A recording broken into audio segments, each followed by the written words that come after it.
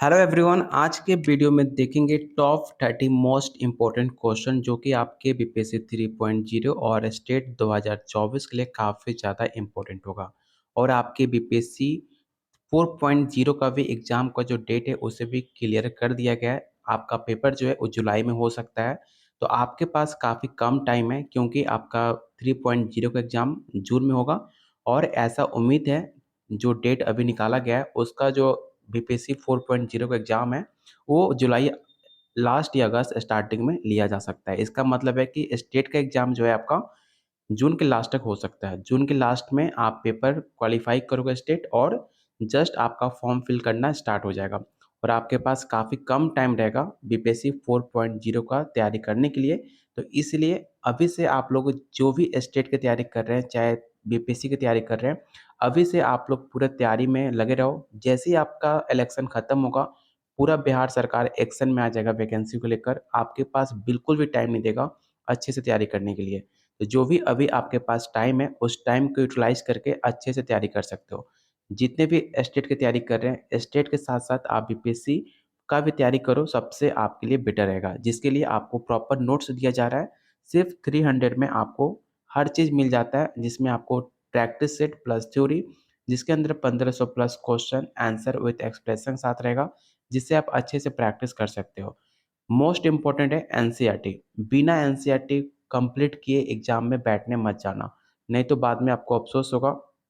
सिर्फ 151 में आपको एनसीईआरटी चैप्टर वाइज़ 11-12 का आपको मिल जाता है। सब कुछ मिलेगा सिर्फ 300 में, जो कि आपके डेली के पॉकेट खर्चे, डेली के खाने-पीने से काफ़ी कम रेट में दिया जा रहा है। लेने के लिए आप मुझे इस नंबर पे व्हाट्सएप कर सकते हैं या इस वीडियो के कमेंट बॉक्स में कमेंट कर सकते हैं। तो बस एक बार ध्यान से सुन लो, जितने भी स्टेट की तैयारी कर रहे हैं, अभी से आप लोग बीपीएससी 4.0 का तैयारी करना स्टार्ट कर दो। साथ में स्टेट का भी तैयारी अच्छे से कंप्लीट करो क्योंकि दोनों एग्ज़ाम 1 महीने के अंतराल पे दोनों आपका एग्ज़ाम हो जाएगा। जून लास्ट तक मैक्सिमम चांस है स्टेट का पेपर ले लिया जाएगा और जुलाई स्टार्टिंग में आपका फॉर्म फिल करना स्टार्ट होगा बीपीएससी का, और जुलाई लास्ट अगस्त स्टार्टिंग तक आपका बीपीएससी 4.0 का भी एग्ज़ाम हो जाएगा। तो अच्छे से आप लोग तैयारी कीजिएगा। चलते हैं क्वेश्चन नंबर फर्स्ट पे। फर्स्ट क्वेश्चन है, उस वर्ष का चयन करें जब स्टैनफोर्ड विश्वविद्यालय के टर्मन बिनेट परीक्षण का पुनरीक्षण किया गया था। 1960 में किया गया था, 1916, 1915 या ऑप्शन डी है 1816। तो इसका राइट आंसर होगा option B 1916। Question number second है, एक बुद्धि स्तर का चयन करें। एक बुद्धि परीक्षण में 10 बरस का बच्चा जो है उसकी मानसिक आयु 12 वर्ष पाई जाती है। तो उसका जो है आईक्यू क्या होगा आपको ये बताना है। 105 होगा, 110 होगा, 110 होगा या ऑप्शन डी 120 होगा। अगर आप उसका आईक्यू जब फाइंड करोगे तो उसका जो आंसर निकल के आएगा वो आएगा ऑप्शन डी। ऑप्शन डी आपका राइट आंसर होगा। क्वेश्चन नंबर थर्ड है, पर्यावरण से निपटने की हमारी सामान्य पद्धति क्या कहलाती है। संज्ञानात्मक शैली, अवधारणात्मक शैली, व्यक्तित्व, बुद्धिमत्ता या ऑप्शन डी है इनमें से कोई नहीं। और याद रखना, जितने भी वैकेंसी आएंगे लास्ट वैकेंसी आएगा, इससे बड़ा मौका कभी नहीं मिलेगा। और उम्मीद है कि इसमें जो बीपीएससी 4.0 वैकेंसी आएगी वो एक लिमिटेड सीट आएगा। ऐसा नहीं कि जितना पहला सीट आया था उतना सीट निकाला जाए। अप्रॉक्स 80 से 90 हज़ार आपकी वैकेंसी होगी ओवरऑल। क्लास 1 से लेकर क्लास 12 तक 90,000 आपकी सीट आने वाली है। उससे ज़्यादा कम चांस है आपका सीट आए, क्योंकि अगले साल आपका विधानसभा का चुनाव है, तो उसके लिए भी उनको कुछ सीटें बचा कर रखनी है कि 2025 में जो इलेक्शन आए विधानसभा का, उसमें भी एग्ज़ाम कंडक्ट कराया जा सके, उसमें भी वैकेंसी निकाला जाए। तो ऐसे जो अभी मौके मिले ना, गोल्डन चांस है। इतना बेहतरीन मौका फिर बिहार सरकार कभी नहीं देगा। जैसे आपका विधानसभा 2025 का इलेक्शन खत्म होगा, भूल जाओ कि 3-4 साल तक कोई भी वैकेंसी आएगी बिहार में आपकी। आएगी भी तो बस 10-20, जैसे कि बीपीएससी 67, बीपीएससी 68 निकलता है, 225 सीट पे, 325 सीट पे, ऐसी वैकेंसी आने लगेंगी। फिर अब जो लाखों में बच्चे फॉर्म फिल कर पाते हैं, फिर वो उससे फॉर्म आप फिल नहीं कर पाओगे। तो सबसे 2 गोल्डन चांस है बीपीएससी 3, 4, 5, ये 3 3, 4, 5 मौके मिलेंगे, उसके बाद आपका वैकेंसी आना बंद हो जाएगा। तो अभी जो गोल्डन चांस मिल रहे हैं उसको यूटिलाइज़ कीजिए, उसको अच्छे से भूनिए और अगले एग्ज़ाम की कोशिश मत कीजिए कि अगले बार निकाल लेंगे। इस बार कैसे भी आपको एग्ज़ाम क्वालीफ़ाई कर लेना है, किसी भी कीमत पर, क्योंकि ऐसा मौका संदार नहीं मिलेगा। तो बिल्कुल भी टाइम वेस्ट मत कीजिए। अभी बहुत सारे बच्चे मैसेज करते हैं एग्ज़ाम कब होगा? पढ़ाई-लिखाई छोड़कर सब अपने काम में बिज़ी हैं। गपशप मारने में, हर जगह घूमने-फिरने में, मौज-मस्ती करने में एकदम टाइम वेस्ट कर रहे हैं। लेकिन वही जैसे इलेक्शन खत्म होगा, आपको लगेगा 20 से 25 दिन टाइम है और उसमें आप लोग कंप्लीट नहीं कर पाओगे। इसलिए हर एक मिनट का टाइम का यूटिलाइज़ कीजिए। बिल्कुल भी टाइम वेस्ट मत करो, चाहे मोबाइल देखना हो, रील देखना हो, गेम खेलना हो, ये सब कुछ कुछ भी नहीं। सब कुछ 2 महीने के बाद करना, बहुत अच्छा मौका मिलेगा। जिसका पास डिग्री नहीं है बीएड का या फिर कोई भी चीज़ नहीं है, तो उससे पूछो कैसा फ़ील कर रहा है। वो बस खोज रहा है कि मेरे पास बीएड का डिग्री होता तो मैं एक बार में पेपर क्वालीफ़ाई कर लेता। क्योंकि उन्होंने इतनी जानकारी अपने पास रखी हुई है, हर चीज़ नॉलेज अच्छा है, लेकिन उनके पास सिर्फ़ डिग्री नहीं है, जिसकी वजह से वो पेपर में बैठ नहीं सकते। और आपके पास डिग्री है, लेकिन आप अच्छे से तैयारी नहीं कर रहे हो। तैयारी भी इतना नहीं करना कि आप पूरा प्रॉपर बुक लेकर बैठ जाओ, 8 से 10 बुक, हर स्टेट का बुक लेकर बैठे हुए हो कि मुझे इसको भी कंप्लीट करना है, उसे भी कंप्लीट करना है। सारा बुक कंप्लीट करने बैठोगे, कुछ भी नहीं कंप्लीट कर पाओगे, क्योंकि हर बुक अलग-अलग डिफरेंट होता है। उसमें से जो आपके सिलेबस में मेंशन है टॉपिक, उस टॉपिक को चुनो। उस टॉपिक से रिलेटेड जितने भी क्वेश्चन बनाए जा सकते हैं, जितना भी क्वेश्चन आप फाइंड कर सकते हो, उस क्वेश्चन को सॉल्व कर लो। अगर मैं आपको ये जो प्रैक्टिस सेट करा रहा हूँ, तो मेरा मकसद बस यही है कि जो आपके सिलेबस में टॉपिक दिया गया है, उस टॉपिक से जितने भी आपके क्वेश्चन मुझे मिल सकते हैं, चाहे वो गूगल हो, चाहे किसी का बुक हो, कहीं से भी मैं उस क्वेश्चन को कॉपी करके या टाइपिंग करके मैं आप लोग के लिए खुद से क्वेश्चन बना रहा हूँ। अगर मैं चाहता तो मेरे पास इतने सारे बुक के पीडीएफ हैं, मैं उस बुक को पीडीएफ से आपको क्वेश्चन आंसर सॉल्व करा सकता हूँ। लेकिन वो आपके बिल्कुल काम के नहीं होंगे, क्योंकि आपके सिलेबस में वो साफ मेंशन भी नहीं है। लेकिन इसलिए मैं आपको टाइप करके क्वेश्चन करा रहा हूँ कि जो आपके एग्ज़ाम में सवाल पूछे जा सकते हैं या आपके सिलेबस में जो मेंशन है, उस क्वेश्चन को मैं आपको करा पाऊँ, जिससे आप अच्छा बेटर तैयारी कर पाओ। ये किसी को नहीं पता कि एग्ज़ाम में क्या क्वेश्चन आ सकता है, क्या नहीं आएगा। लेकिन हम ट्राई कर सकते हैं, एक हम एक्सपेक्ट कर सकते हैं कि क्वेश्चन सिलेबस में मेंशन है, तो मेबी ये क्वेश्चन आपके पेपर में आ जाए। ठीक है? तो बस आप लोग सारे क्वेश्चन जितना मैं आपको प्रैक्टिस करा रहा हूँ, वो एक भी क्वेश्चन मिस मत करना। इसलिए मैं आपको ये प्रैक्टिस सेट जो है, नोट्स जो है, मैं आपको टेलीग्राम पे फ्री ऑफ कॉस्ट दे रहा हूँ कि जो भी जिसके पास पैसे का लेकर कोई भी प्रॉब्लम है, ऐसे तो कोई ऐसा इंसान नहीं होगा जिसके पास ₹300 ना हो। लेकिन अगर उससे भी आपके पास ₹1 भी नहीं है, तो आप टेलीग्राम को जॉइन करके इस पीडीएफ को डाउनलोड कर लेना और आंसर आपको यहाँ मिल जाएगा। आंसर को एक अलग नोटबुक पे लिख लेना और पीडीएफ डाउनलोड करने के बाद डेली आप एक बार रिवीजन करते रहना। ऐसे करने से आपको मेरा टारगेट है कि आपके एग्ज़ाम से पहले 1500 जो मोस्ट इम्पोर्टेंट क्वेश्चन है, जो हर एग्ज़ाम में, हर अदर स्टेट में बार-बार पूछे जाते हैं, उसे आपको कंप्लीट कराना। तो आप लोग बस जितना मैं टॉप 30 क्वेश्चन ला रहा हूँ, उस क्वेश्चन को ज़रूर रिपीट करते रहिएगा।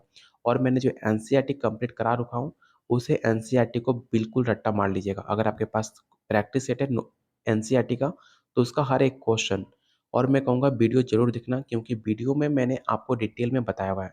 आप प्रैक्टिस सेट लोगे, उसमें आंसर मिलेगा, लेकिन जो मेरा वीडियो है एनसीईआरटी साइकोलॉजी का, उसमें मैंने हर एक पॉइंट को क्लियर किया है। जितना मुझे पता है उस बारे में, मैंने आपको डिलीवर करने की कोशिश की है, मैंने आपको बताने की पूरी कोशिश की है, ठीक है? उम्मीद करता हूँ कि आप मेरी बातों को समझ रहे होंगे। आप लोग के लिए बोला जा रहा है, इसमें मेरा कोई फ़ायदा नहीं है, क्योंकि आप लोग जितने लोग वीडियो देखते हो, उतने लोग वीडियो लाइक भी नहीं करते। कभी-कभी मेरा मन करता है कि बेकार में मैं इतना अपनी मेहनत करता हूँ, इससे अच्छा मैं कुछ और ट्राई करता।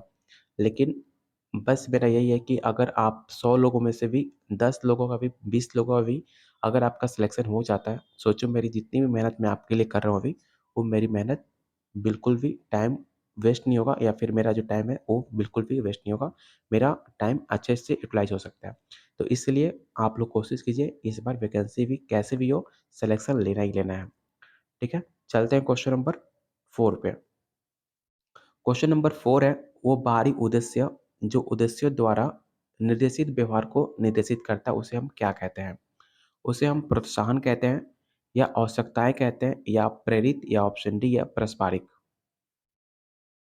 जो हमारे एक्सटर्नल होते हैं, जो बाहरी, जो एक्सटर्नल फैक्टर होते हैं, जो उसको मोटिवेट कहते हैं, उसको प्रोत्साहन कहते हैं। तो ऑप्शन इसका ए राइट आंसर होगा। क्वेश्चन नंबर 5 है, मनोविज्ञान किसका एक विज्ञान माना जाता है? आगमन का, वस्तुनिष्ठ, व्यवहार और मानसिक प्रक्रियाएँ या भावनाएँ या ऑप्शन ई है इनमें से कोई नहीं। तो काफ़ी आसान सा क्वेश्चन है, आपको पता है कि जो मनोविज्ञान है वो व्यवहार और मानसिक प्रक्रिया है, मतलब बिहेवियर एंड लॉजिकल क्रिएटिविटी कह सकते हो। ऑप्शन इसका सी राइट आंसर होगा। क्वेश्चन नंबर 6 है, फ्राइड की शोध पद्धति का चयन करें। आपको बताना है कि जो फ्राइड की शोध पद्धति थी उसको आपको चयन करना है इन 5 ऑप्शन में से। पहला ऑप्शन है केस स्टडी विधि, प्राकृतिक अवलोकन विधि, सर्वेक्षण अनुसाधन, सहसंबंधी विधि या ऑप्शन ई इनमें से कोई नहीं। तो इसका जो राइट आंसर होगा ऑप्शन ई होगा, केस स्टडी विधि। क्वेश्चन नंबर 7 है, 2 या 2 से अधिक चर के बीच संबंध की मात्रा क्या कहलाती है? समकालिता, प्राकृतिक अवलोकन, विश्वसनीयता, सहसंबंध या ऑप्शन ई इनमें से कोई नहीं। काफ़ी इंपॉर्टेंट क्वेश्चन है। इस क्वेश्चन को जो राइट आंसर हो जाएगा, 2 या 2 से अधिक जो रिलेट करते हैं उसको सहसंबंध कहते हैं, उसके पीछे को जोड़ता है। तो ऑप्शन इसका डी राइट आंसर होगा। क्वेश्चन नंबर 8 काफ़ी आसान सा क्वेश्चन है। ये सवाल हमने पहले भी कर चुके हैं, तो आपको बिल्कुल भी दिक्कत इसमें नहीं होना चाहिए। अगर आप डेली प्रैक्टिस कर रहे हो, तो आसानी से इसका आंसर आप बता सकते हो। गेस्टाल्ट के सिद्धांत पर जोर दिया गया था। पैटर्न देखने की हमारी प्रवृत्ति पर जोर दिया गया था या किसी के विचार के परमाणु पर, पर्यावरणीय उत्तेजनाएँ पे, चेतना का प्रवाह या ऑप्शन ई इनमें से कोई नहीं। तो इसका जो राइट आंसर होगा ऑप्शन ई हो जाएगा। पैटर्न देखने की हमारी प्रवृत्ति, गेस्टाल्ट सिद्धांत इस पे ज़्यादा जोर देता है। क्वेश्चन नंबर 9 है, अधिकांश मनोवैज्ञानिक आक्रामकता को आविष्कार करते हैं। पहला ऑप्शन है एक सीखी हुई प्रतिक्रिया, यौन इच्छा से जुड़ी हुई, निराशा के लिए एक सहज जैविक प्रक्रिया या ऑप्शन डी है एक ड्राइव जो समय के साथ बढ़ती है और जारी होनी चाहिए। ऑप्शन ए है इनमें से कोई नहीं। तो इसका जो राइट आंसर होगा ऑप्शन सी हो जाएगा, निराशा के लिए एक सहज जैविक प्रतिक्रिया। क्वेश्चन नंबर 10 है, परिवर्तन को पता लगाने और बाहरी वातावरण से मस्तिष्क तक स्थानांतरित करने की क्रिया क्या कहलाती है? अनुभूति, धारणा, चयनात्मक ध्यान, अनुकूलन या ऑप्शन डी इनमें से कोई नहीं। तो इसका जो राइट आंसर होगा ऑप्शन ए हो जाएगा, अनुभूति। क्वेश्चन नंबर 11 है, सीखने के तंत्र में किस शब्द का उपयोग किया जाता है? बीएफ स्किनर ने व्यवहार को सीखने के महत्वपूर्ण साधन के रूप में देखते हैं। ये आपके लिए एक नया क्वेश्चन हो सकता है क्योंकि इसमें लैंग्वेज को ठूँसा गया है। लेकिन अगर आप देखो तो इसमें से 2 ही चीज़ इम्पोर्टेंट है, ठीक है? जिससे आपको क्वेश्चन का आंसर बता सकते हो। लेकिन इसमें लैंग्वेज को थोड़ा-सा लेंदी किया गया है आपको कन्फ्यूज़ करने के लिए। तो आपको बताना है इसका राइट आंसर क्या होगा। कल भी मैंने आपको बताया था कि बीएफ स्किनर ने संचालक कंडेंसिंग के बारे में बात की है, जिसे हम ऑपरेंट कंडेंसिंग के नाम से जानते हैं। तो ऑप्शन इसका जो राइट आंसर होगा ऑप्शन ई हो जाएगा। शास्त्रीय कंडेंसिंग के बारे में आपके पावलोव साहब ने बात की है। इनसाइट थ्योरी किसने दिया है? तो मैंने ये भी आपको बताया कि कोहलर ने इनसाइट थ्योरी दिया था। तो ऑप्शन इसका ए राइट आंसर होगा। क्वेश्चन नंबर 12 है, उन दृष्टिकोण को चयन करें जिनमें व्यक्तित्व सबसे कम नियात्मक है। स्किनर का दृष्टिकोण, मनोविश्लेषण का दृष्टिकोण, मानवतावादी दृष्टिकोण, व्यवहारिक दृष्टिकोण या ऑप्शन है ये इनमें से कोई नहीं। ये ऐसे क्वेश्चन है कि आप किसी भी बुक उठा के देख लो, आपको ये क्वेश्चन देखने को नहीं मिलेगा। ये मेरी गारंटी है। अगर इस क्वेश्चन में टॉप 30 क्वेश्चन जो मैं आपको करा रहा हूँ, कहीं भी आपको किसी भी किताब में नहीं मिलने वाला। क्योंकि ये ऐसे क्वेश्चन है कि आपको कहीं देखने को नहीं मिलेगा। इस डायरेक्ट आपके एग्ज़ाम में सवाल पूछे गए हैं। किसी भी किताब का क्वेश्चन पूछा हुआ सवाल नहीं है। ये सारे क्वेश्चन आपके एग्ज़ाम के पूछे हुए सवाल हैं। इसलिए मैं कह रहा हूँ कि ध्यान से सारे क्वेश्चन को रीड करो और बार-बार प्रैक्टिस करते रहो। इसका जो राइट आंसर हो जाएगा ऑप्शन सी हो जाएगा, मानवतावादी दृष्टिकोण। क्वेश्चन नंबर 13 है, कार्ल रोजर्स का मानना था कि निम्नलिखित में कौन सर्वगात्म आत्म अवधारणा को प्रोत्साहित करता है? आपके पास 5 ऑप्शन है, जैसे कि बीपीएससी आपको 5 ऑप्शन देता है, मैंने भी आपके लिए 5 ऑप्शन का इसमें रखा हुआ है और आप बताओ इसका राइट आंसर क्या होगा? तो इसका जो राइट आंसर होगा ऑप्शन है बिना शर्त प्यार, जो कि आज के टाइम नहीं होता। तो ऑप्शन ए आपका राइट आंसर होगा। अगला क्वेश्चन काफ़ी आसान सा क्वेश्चन है। आपको बताना है कि रूढ़िवादिता को परिभाषित करें। आपको पता है कि रूढ़िवादिता क्या होता है? जैसे कि आप बोल सकते हो कल्चर थ्योरी, इंग्लिश में इसे कल्चर थ्योरी भी बोला जाता है, जो कि हमने कल्चर से जो हमारे पूर्वज, जैसे कि लड़की को जीन्स नहीं पहनना, ये सब एक तरह का रूढ़िवादिता है। तो रूढ़िवादिता को आप कैसे परिभाषित करोगे? आपके पास 5 ऑप्शन है, 5 ऑप्शन आपको शायद प्रॉपर ना दिखे, लेकिन मैं इसका राइट आंसर पढ़ के बताता हूँ। ऑप्शन सी आपका राइट आंसर हो जाएगा। ऑप्शन सी में क्या लिखा हुआ है? तो व्यापक रूप से मान्यता प्राप्त मान्यताएँ हैं, लोगों में एक विशेष समूह में उनकी सदस्यता के कारण कुछ विशेषताएँ पाई जाती हैं।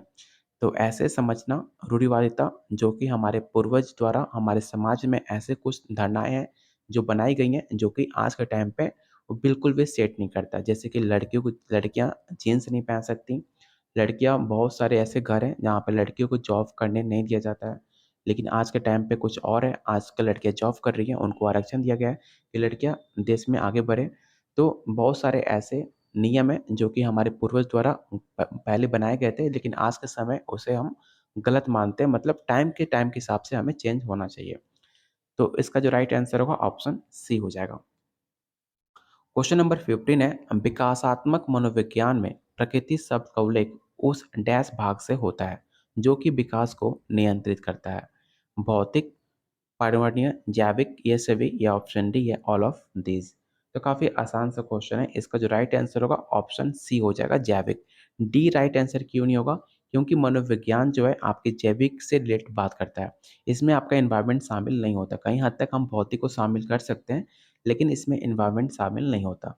इसलिए इसका जो राइट आंसर होगा ऑप्शन सी हो जाएगा। और ये जितना भी आंसर मैं आपको बता रहा हूँ, ये मेरा खुद का आंसर नहीं है, ये सारे आपके ऑफिशियल आंसर हैं, जो कि आपके आयोग द्वारा इसे बताए गए हैं। तो इसलिए कोई भी अगर मैं क्वेश्चन का आंसर बता रहा हूँ, तो रिलेट करना कि आपके आयोग द्वारा जो ऑफिशियल आंसर है, आपके किसी भी स्टेट का, उसके द्वारा डिक्लेयर किए गए आंसर को मैं बता रहा हूँ। अगर किसी भी क्वेश्चन में आपको डाउट होता है, तो आप क्वेश्चन नंबर को मेंशन करना, मैं इसे एक बार क्रॉस चेक ज़रूर करूँगा। तो इसका जो राइट आंसर होगा ऑप्शन सी हो जाएगा।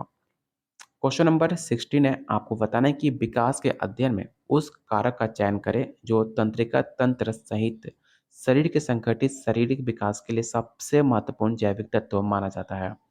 पहला ऑप्शन है परिपक्वता, हार्मोन, पर्यावरण, विकास कारक, या ऑप्शन ई है इनमें से कोई नहीं। तो इसका जो राइट आंसर होगा ऑप्शन डी हो जाएगा, विकास कारक। क्वेश्चन नंबर 17, कुछ जानवरों के जीवन में जैविक रूप से निर्धारित अवधि जिसके द्वारा जिसके दौरान सीखने के निश्चित आकार सबसे आसानी से हो सकता है, उसे हम क्या कहते हैं? उसे महत्वपूर्ण अवधि कहते हैं, मील का पत्थर, चरण, मील का पत्थर, या ऑप्शन ई है इनमें से कोई नहीं। तो इसका जो राइट आंसर होगा ऑप्शन ई हो जाएगा, महत्वपूर्ण अवधि। निम्नलिखित में कौन थोराइड ग्रंथि को नियंत्रित करता है?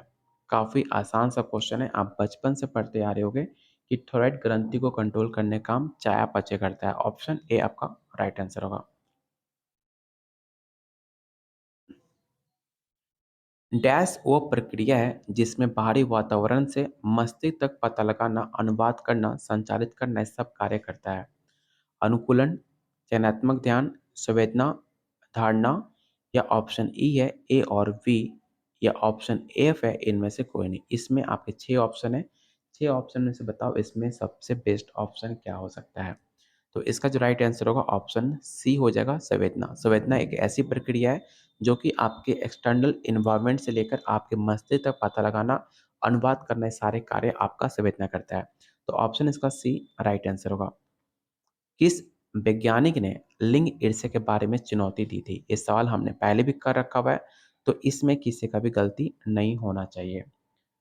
तो इसका जो राइट आंसर होगा, तो हॉर्नी, ऑप्शन डी, हॉर्नी द्वारा आपके लिंग ईर्ष्या को चुनौती दी गई थी। किसके अगेंस्ट? तो फ्रॉइड साहब को अगेंस्ट इन्होंने अपनी एक सिद्धांत दिया था।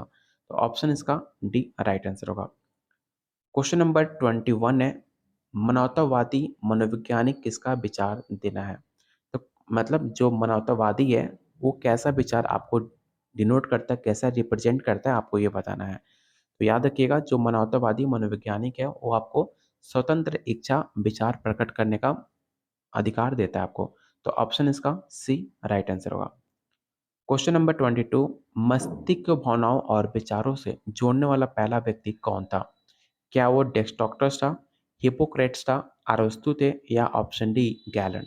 तो याद रखना इस क्वेश्चन को वीवीआई क्वेश्चन टिक आउट कर लेना और याद रखिएगा जो आपके मस्तिष्क है उसके इमोशन और उसके विचारों को पहले आपके ऐसे व्यक्ति थे जो कि हिपोक्रेट्स जिसके नाम से जाना जाता है हिपोक्रेट्स। ऑप्शन इसका बी राइट आंसर होगा। सामान्य मस्तिष्क में कितनी कोशिकाएं मौजूद होती हैं? जो आपका मस्तिष्क है उसमें कितने सेल होते हैं आपको ये बताना है। तो याद रखिएगा ऐसे हम सुनते आ रहे हैं बचपन से कि हमारे मस्तिष्क में बहुत सारे ऐसे सेल होते हैं जिसे हम काउंट नहीं किया जा सकता।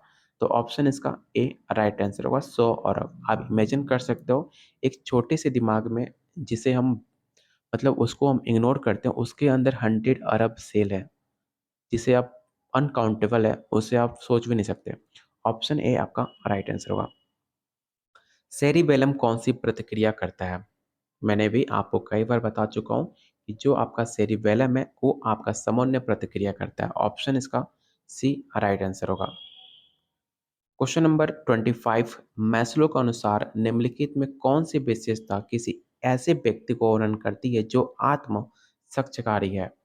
पहला ऑप्शन है रचनात्मकता, आत्मविश्वास, सहजता, इनमें से कोई नहीं। ये ऑप्शन ई है उपरोक्त में से सभी। तो इसका जो राइट आंसर होगा ऑप्शन ई हो जाएगा ऑल ऑफ दिस। अगला क्वेश्चन काफ़ी मोस्ट इंपॉर्टेंट है। न्यूरोट्रांसमिशन के रासायनिक आधार की खोज किसने करी थी?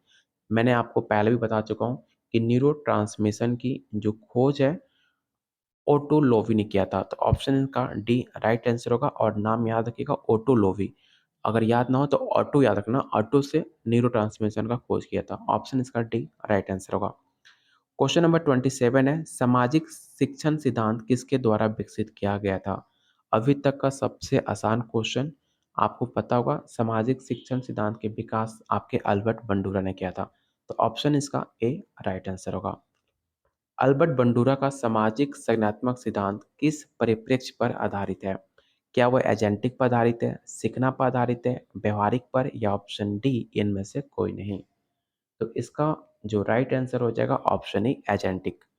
ऑप्शन ए आपका राइट आंसर होगा। क्वेश्चन नंबर 29 मस्तिष्क का कौन सा भाग फूलों के रंग, गंध और एहसास से संबंधित है? मतलब जो आपका मस्तिष्क है ऐसा कौन सा भाग है जो कि आपके फूल के रंग को, गंध को एहसास कर लेता है जिसकी वजह से आप पहचान पाते हो? क्या वो थैलेमस है, मोटर क्षेत्र है, या ऑप्शन सी है एसिटाइलकोलाइन है, या ऑप्शन डी इनमें से कोई नहीं? तो इसका जो राइट आंसर होगा ऑप्शन ए होगा थैलेमस। और आज का लास्ट क्वेश्चन और काफ़ी इंपॉर्टेंट क्वेश्चन है, आपको बताना है कि आधुनिक बुद्धि परीक्षण का प्रोटोटाइप किसके द्वारा विकसित किया गया था? इस सवाल रट्टा मार लेना, 100% ये सवाल आपके पेपर में पूछा जा सकता है। और याद रखना कि आधुनिक बुद्धि परीक्षण का प्रोटोटाइप टर्मन द्वारा इसे विकसित किया गया था। तो उम्मीद करता हूँ आपके ये टॉप 30 इंपॉर्टेंट क्वेश्चन आपको काफ़ी पसंद आए होंगे। तो बस मेरे भाई लाइक कर दिया करो, लाइक नहीं करते हो मुझे गुस्सा भी आता है। मैं आपको बयान नहीं कर सकता हूँ मुझे कितना हर्ट होता है कि इतने लोग वीडियो देखते हो बस लाइक उसके हाफ भी नहीं करते हो।